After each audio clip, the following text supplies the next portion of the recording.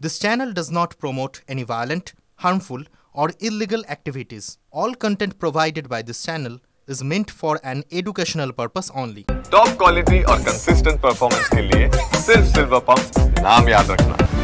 जम्मू काश्मीर নিয়ে পাকিস্তানের আগ্রহ শেষই হয় না।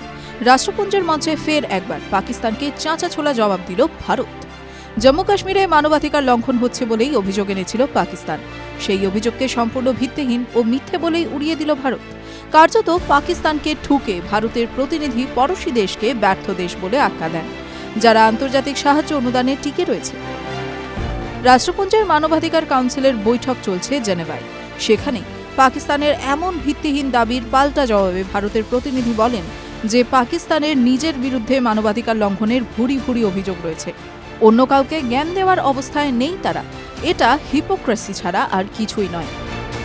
পাকিস্তানের আইন, বিচার ও মানবাধিকার মন্ত্রী আজম নজির তারার রাষ্ট্রপুঞ্জের মঞ্চে দাবি করেন, কাশ্মীরে সাধারণ মানুষকে নিজস্ব সিদ্ধান্ত নিতে দেওয়া হচ্ছে না, পাশাপাশি মানবাধিকার লঙ্ঘন করা হচ্ছে। এর জবাবে ভারতের রাষ্ট্রদূত বলেন, এটা খুবই দুঃখজনক যে পাকিস্তানের তথাকথিত নেতা ও কূটনীতিকরা জঙ্গি ও সেনার দেওয়া মিথ্যে তথ্য নিয়ে ক্রমাগত মিথ্যাচার করছেন। জম্মু কাশ্মীর ও লাদাখ সর্বদা ভারতের অবিচ্ছেদ্য অংশ থাকবে। বিগত কয়েক বছরে জম্মু কাশ্মীরের রাজনৈতিক, সামাজিক ও অর্থনৈতিক উন্নয়নই তার প্রমাণ।